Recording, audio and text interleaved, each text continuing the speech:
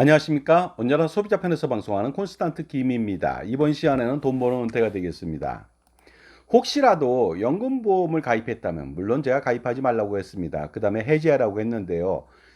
연금보험을 가입하고 나서 바로 연금이 개시되는 경우도 있겠죠.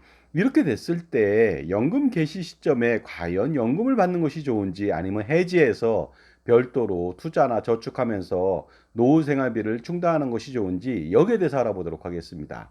1990년대만 하더라도요, 확정금리 유배당 상품이기 때문에 연금보험을 가입했다면 당연히 일시금을 받지 마시고 연금을 받아야 효과적입니다. 하지만 2000년대 들어서는 어떻습니까? 공시율로 저조하고 사업비 엄청나게 떼고요. 그 다음에 무배당 상품이고, 그러다 보니까 연금준비금에서 연금 지급률도 대단히 저조하고, 그 다음에 장수하게 함에 따라서 90년대 대비해서 지금은요, 연금액이 똑같은 동일한 돈을 내고 동일한 투자 효과가 있다 하더라도 절반 이하로 떨어졌거든요. 그러다 보니까 연금 준비금을 통해서 연금 개시 시점에 연금을 받는다는 것은 결론적으로 말씀드려갖고 절대로 안 될 일입니다. 하지만 거기에 대해서 제가 근거 증명을 해보도록 하겠습니다. 연금보험을 가입한 것은 사실은 2000년대 들어서는요, 처음부터 잘못된 선택이 아닐 수 없습니다. 하지만 지금까지 가입을 해가지고 이 사실을 모르고 있다가 연금이 개시된다면 또 다른 문제가 되겠습니다. 하지만 늦었어도 만시지탄이 아닐 수 없겠죠. 바로 해지할 필요가 있고 연금 일시금을 받을 필요가 있습니다. 연금이 개시된다면요. 과연 그렇던 그런데 많은 사람들이요. 그래도 연금을 가입했는데 연금 개시 시점인데 연금 받는 것이 더 낫지 않을까 이렇게 생각하는 분들이 많이 있습니다.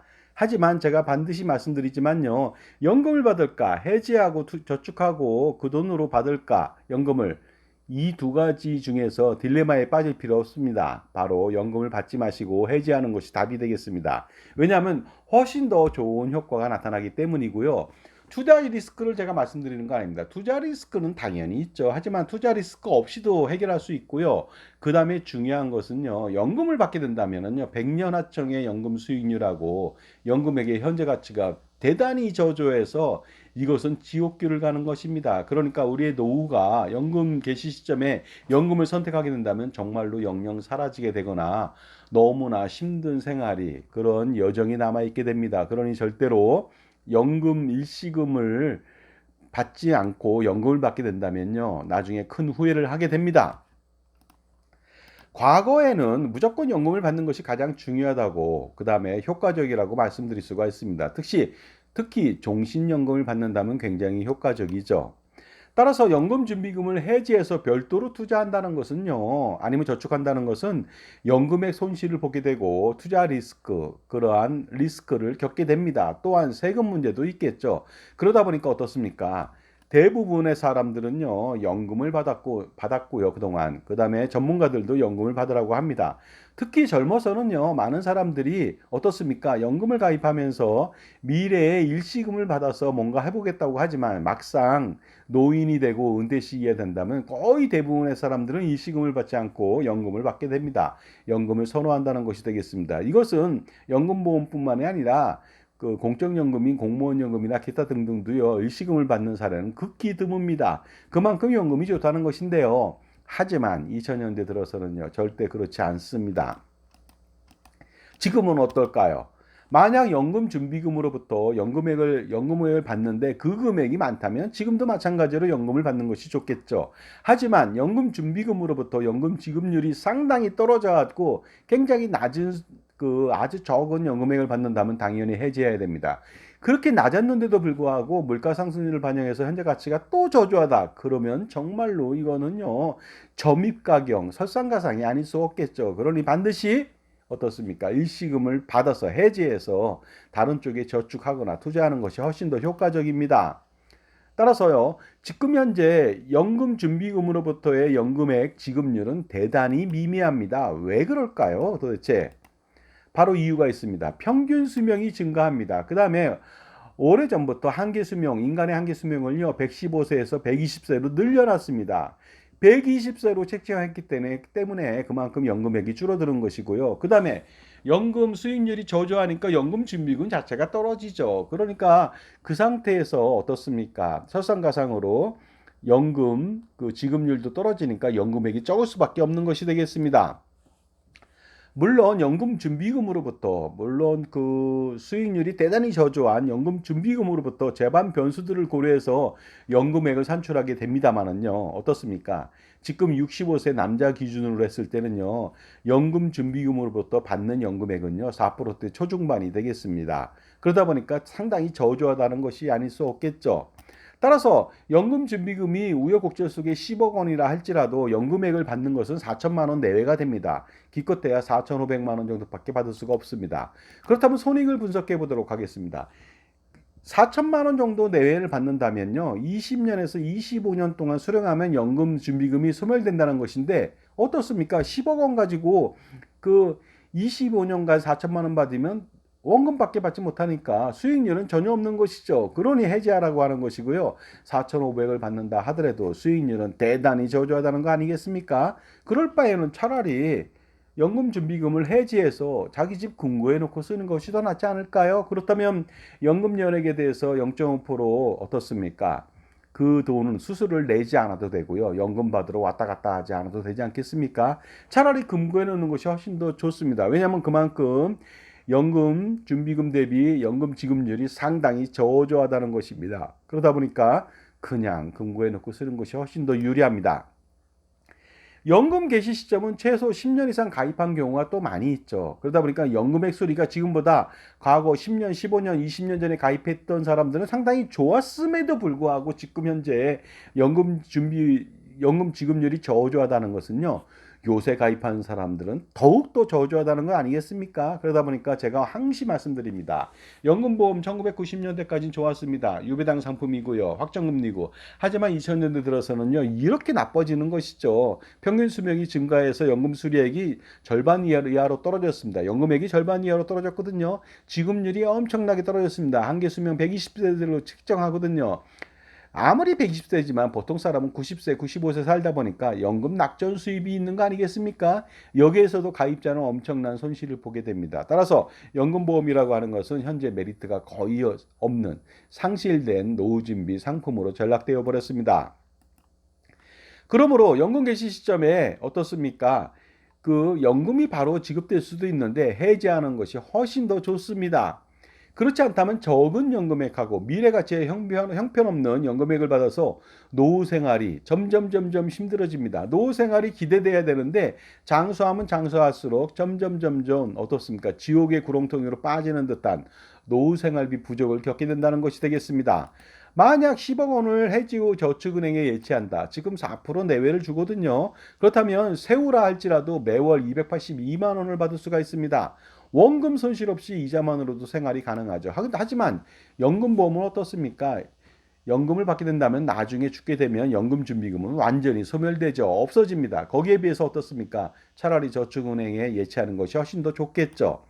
지금까지 제 정보가 도움이 되신다면 무료 구독하고 좋아요 부탁드리고요. 특히 멤버십 회원가입을 통해서 이렇게 불필요하고 비효율적인 상품들에 대한 현명한 선택을 한다면 엄청나게 많은 금액을 줄이고 돈을 벌 수가 있으니까 멤버십 회원가입해 보시기 바랍니다. 자, 일반적으로 저축하고 투자하면 위험하다고 하는데 전혀 그렇지 않습니다. 저축은행에 가입한다고 해서 뭐 손해날 일이 없습니다. 투자 리스크가 거의 없겠죠. 하지만 어떻습니까? 매월 282만 원 이자만으로도 생활하니까 나중에 금리가 좀 오른다면 더 많은 금액을 받을 수 있고요. 금리가 내리더라도 어떻습니까? 어느 정도 커버가 되고 원금은 확실하게 보존이 되겠죠. 그런데 매년 세후 수익률 4%로 투자하면서 노후 생활비마저도 충당한다면 어떻게 될까요? 그렇게 된다면 매월 333만 원을 평생 노후 생활비로 쓰면서 생활할 수도 있습니다. 그러니까 엄청나지 않을 수 없겠죠. 그렇게 된다면 자녀들한테 나중에요. 333만 원을 쓰면서도 돌아가실 때는 10억 원의 원금을 상속해 줄 수도 있습니다. 그리고요, 매월 현재 가치로 250만 원을 받으면서 투자한다면 어떨까요? 250만 원을 받는다는 것이요. 65세 때 250만 원, 그 다음에 물가상승률 2023년도 그 3.6% 가정 시 그 66세 때는 또 260만 원, 그 다음에 270, 80 이런 식으로 계속해서 노후생활비에 화폐 구매력을 떨어뜨리지 않고 250만 원의 현재 가치를 지속적으로 받는다. 체증해서 받는다는 그런 가정이 되겠습니다. 그렇게 됐을 때는요. 그 물가 상승률을 고려했을 때 그 10억 원 가지고서 노후 생활비를 충당하면서 투자를 하게 된다면요.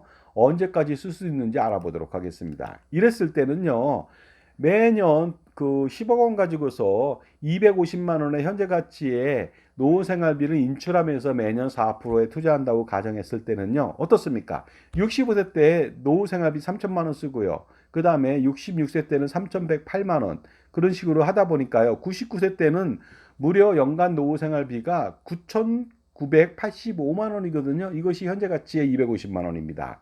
매월. 그러다 보니까 99세까지 충분하게 쓸 수가 있다는 거 아니겠습니까? 이에 반해서 연금보험은요, 연금보험을 유지하고 연금을 받게 되는 경우는 어떨까요? 65세 때는 333만 원을 받을 수는 있겠죠. 하지만 물가 상승을 고려했을 때 90세 시점에는요, 133만 원 받게 되지 않습니다. 그러다 보니까 거의 3배 가까이 줄었죠. 그 다음에 100세 시점에는 93만 원 받게 되지 않습니다. 그러니 연금보험을 가입하면 오래 살면 오래 살수록 현재 가치가 미미해서 고생한다는 뜻이 되겠습니다. 그리고 혹시라도 4%가 아니라 6%로 투자한다면 어떻게 될까요? 정말로 놀라운 결과가 기다려집니다. 매월 250만 원의 현재 가치의 노후생활비를 평생 쓰면서요. 어떻습니까? 노후생활비 추이하고 투자 원리금 나중에 잔액을 보겠습니다. 보시는 바와 같이요. 100세 시점에 그 연간 노후생활비로 1억 원 이상을 쓰더라도요. 그 투자 원금하고 투자 원리금은요. 무려 20억 어떻습니까? 100세 시점에 다 쓰고 돌아가셔도 남는 돈이 100세 시점에 20억 8,548만 원이 남아 있습니다. 그러니 돌아가시면서 자녀들한테 상속할 수가 있는 거 아니겠습니까? 하지만 연금보험을 가입해서 연금을 받게 된다면 평생 노후생활비 부족으로 어려운 노후생활이 되고요. 그 다음에 자녀들한테는 한 푼도 남겨주지 못한다는 것이 가장 큰 문제입니다. 이렇게 극과 극의 정말로 엄청난 우리가 비교를 통해서 어떻습니까? 연금보험을 연금준비금, 연금 개시 시점이 됐다고 해서 연금을 받으면 절대로 안 된다는 말이 바로 여기에 있는 것이죠. 하지만 문제점이 좀 있습니다. 뭐냐면요. 노후생활비를 조금 더 풍족하게 쓴다면은 우리가 이거보다 더 250만 원이 아니라 더 많은 돈을 쓸 수도 있겠죠. 그랬을 때는 상속 재산을 남겨줄 필요는 없겠죠. 그렇다면 어느 정도 풍족하게 쓰면서 생활할 수 있는지 알아보도록 하겠습니다. 그렇다면 매월 340만 원의 현재 가치의 노후생활비를요, 100세까지 평생 쓸 수가 있습니다. 그런데 이렇게 쓰면요, 문제가 좀 하나 있습니다. 제가 다각도로 좀 연구를 하고 있거든요. 바로 뭡니까? 연금 일시금을 연금을 받지 않고 해지한다면 세금하고 건강보험료 부담이 바로 그것이죠. 연금보험을 통해서 받는 연금액은 비록 아주 미미하지만 비과세이기 때문에 세금하고 건보료 부담은 전혀 없습니다. 그렇다면요, 해지하고 나서 세금하고 건강보험료 부담을 어떻게 해결할까요? 여기에 대한 솔루션을 알아보도록 하겠습니다. 솔루션은 바로 이것이죠. 콘스탄틴 김의 NGP 플랜을 통해서 가족투자 법인을 만들고 손자녀 법인을 만드는 것이죠. 10억 원의 그 연금 일시금을 해지하고서 가수금으로 놓고서 투자하게 된다면요. 세금하고 건보료는 그 문제는 말끔하게 해소시킬 수가 있습니다. 그리고요, 투자도요, 뭐 4%, 5%, 6%짜리가 있겠지만 요새 1년 만기 7년짜리, 1년 만기 7%짜리 채권 투자로 매월 이자를 받게 되는 상품들도 있으니까 어떻습니까? 비교적 안정적으로 투자 상품을 고를 수가 있을 것 같습니다. 물론 포트폴리오를 잘 잡는다면 효과적으로 조금 더 높은 수익을 기대할 수가 있겠죠. 위험 분산을 통해서. 참고로 저는 애널리스트, 공인받은 애널리스트고요. 공인받은 사람입니다. KCIA이고요. RFM 펀드 매니저고요. 투자자산 운용사니까 저와 함께 투자 포트폴리오를 잡는다면 보다 효과적으로 노후생활비를 충당할 수 있으리라고 볼 수가 있습니다. 물론 노후에 절대적으로 노후 생활로만 써야 하는 돈을요, 투자할 수는 없습니다. 굉장히 리스키하지 않습니까? 하지만 저축은행에 연 4% 투자하게 된다면 이것은 투자가 아니죠. 투자 리스크가 거의 없다고 봐도 무방하다고 볼 수가 있습니다. 하지만 어떻습니까? 이렇게 연금, 일시금을 해지하고 투자할 수 있을 정도의 기반이라고 하는 것은요, 부부가 국민연금을 그동안 열심히 가입해서 매달 300만 원의 국민연금을 받으니까 충분히 투자할 수가 있는 것이죠. 충분히 어느 정도의 위험을 감수할 수도 있는 거 아니겠습니까? 왜냐하면 300만 원 받으니까 안심하고 투자할 수도 있는 거 아니겠습니까? 그런데 국민연금 300만 원은 어떻게 받느냐고요? 충분히 받을 수가 있습니다. 만약 누구나 받을 수 있는데요. 만약 18세가 매월 55만 5,300원을 평생 낸다면 47년 동안 이 금액은 평균 금액이기 때문에요. 얼마 되지 않습니다. 평균이기 때문에 절반밖에 되지 않거든요.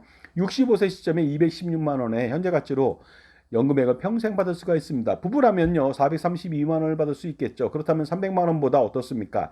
1.6배 이상을 더 받는 것이죠. 그러니까 누구나 300만 원은 받을 수 있지 않겠습니까? 그리고 국민연금이라고 하는 것은 납입만 한다면 투자 수익률은 전혀 걱정하지 않아도 됩니다. 노후 생활비 역시 걱정할 필요가 없겠죠. 물가 상승률만큼 지속적으로 체증하고요. 물론 그 기간 동안에 공짜로 최고의 장애연금도 받을 수가 있습니다.